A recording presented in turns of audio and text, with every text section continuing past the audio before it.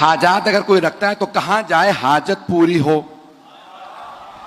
تو بتایا گیا کہ ایک باب الحوائج ہے 7ویں امام. اب 7ویں امام کیسے باب الحوائج ہیں پیش کرنا چاہ رہا ہوں, سنیے گا, تھوڑا ساتھ دیجیے گا میرا. تو اب 7ویں امام سے متعلق ہے کہ آپ 14 برس کے تھے کہ چھٹے امام علیہ السلام نے تعارف کروایا یہ باب الحوائج ہے. بیٹوں میں سب سے چھوٹے تھے, توجہ میرے ساتھ رکھیے گا.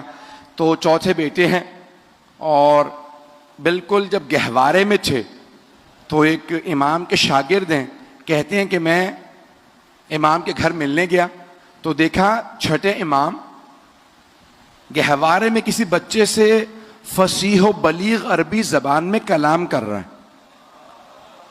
تو میں کہیں ہنسنے لگا, مولا آپ بچے سے باتیں کر رہے ہیں؟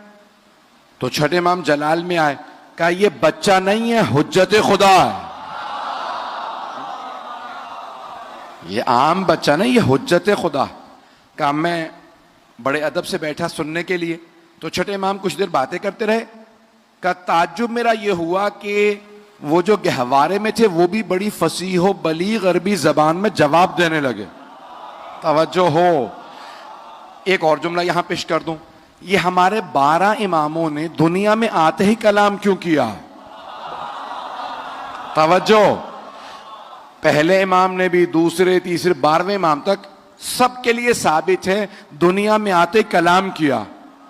مولا امیر نے رسول خدا سے, امام حسن حسین نے مولا علی سے, امام سجاد نے مولا حسین سے, امام باقر نے چوتھے امام سے, ہر امام نے 12ویں امام نے 11ویں امام سے, تو ہر امام نے کلام کیا گہوارے میں. تو میں بہت سوچا کرتا تھا یہ کلام کیوں کیا, تو میری نگاہوں میں سورہ مریم آیا. وہاں جناب مریم کو جب اللہ نے کہا نا بچہ لے کے جائیے, تو کہا پروردگارا کیسے جواب دوں گی, بچہ کہاں سے آیا؟ کہا آپ خاموش رہیے گا, بچہ بولے گا. جو تو جناب مریم فاشارت الیہا, گہوارہ جب لے کے گئیں تو آپ نے اشارہ کیا بچے کی طرف. فقالوا کیف نکلم من کان فی المہد صبیا, جو گہوارے میں نومولود بچہ ہے ہم اس سے کیسے بات کریں؟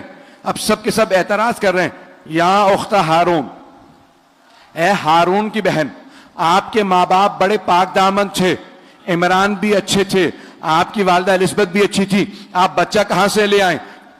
آپ نے اشارہ کیا, میں نہیں بول سکتی, آج بچہ بولے گا.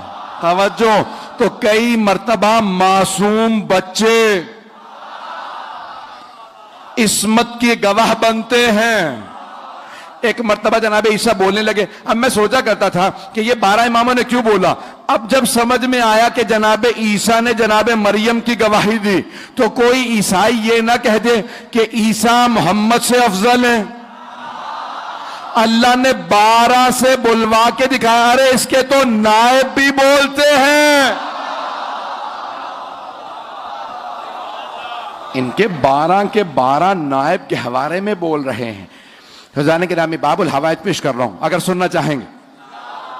یقین مانی بے انتہا نکاحت ہے, زور نہیں لگ رہا مجھ سے تو, لیکن آپ کی محبتوں کی نظر کر رہا ہوں. جہاں تک آپ سنیں گے وہاں تک پیش کروں گا. کہ 7ویں امام 14 برس کے ہیں, تو امام نے کہا یہ باب الحوائج ہیں. چھٹے امام نے کہا, اور باب الحوائج اشارہ کیا, اور دیکھا امام چھٹے امام پڑھاتے تھے. جب پڑھاتے تھے تو اس میں صرف شیعہ نہیں آتے تھے, اہل سنت کے بھی بڑے بڑے علماء پڑھنے کے لیے آتے تھے. امام ابو حنیفہ شیعہ نہیں تھے, پڑھنے آتے تھے, امام پڑھاتے تھے. کبھی نہیں کہتے تھے بھئی جب تم امام نہیں مانتے تو پڑھنے کیوں آتے ہو. توجہ, امام مالک بھی پڑھنے آتے تھے, امام ابو حنیفہ بھی پڑھنے آتے تھے, امام پڑھاتے تھے. ارے یہ تو چلے پھر مسلمان تھے, یہودی عیسائی آتے تھے, یونان کے بڑے بڑے فلسفی آتے تھے پڑھنے کے لیے. چھٹے امام کبھی نہیں کہتے تھے کہ ارے جب مانتے نہیں تو پڑھنے کیوں آئے. امام کہتے تھے اصول یہ ہے کہ پڑھاؤ, جو عظمت سمجھ کے مان لے اسے آنے دو, جو نہ مانے اسے جانے دو. وہ اور ہوں گے جو تلوار سے منواتے ہوں گے, ہم علم سے منواتے ہیں. تو اب یہ امام نے اشارہ کر کے کہا یہ تمہارے باب الحوائج ہیں, میرے بعد تمہارے امام ہیں. تو اب سب کے سب چھٹے امام کہ فرزند 7ویں امام کو دیکھ رہے ہیں 14 برس کے. کم مولا آپ نے بتایا ہے کہ کھلا ہوا در اس کے سامنے نماز نہ پڑھو, جلتے ہوئے چراغ کے سامنے نماز نہ پڑھو, کھلی کتاب کے سامنے توجہ بڑھتی ہے. تو آپ کے فرزند کھلے در کے سامنے نماز پڑھ رہے ہیں. کچھ لوگ تو پہنچ رہے ہیں. تو امام علیہ السلام نے فرمایا یہ عام بیٹا نہیں ہے, جب یہ نماز تمام کرے تو انہی سے سوال کرنا کہ کھلے دروازے کے سامنے کیوں نماز پڑھ رہے ہیں.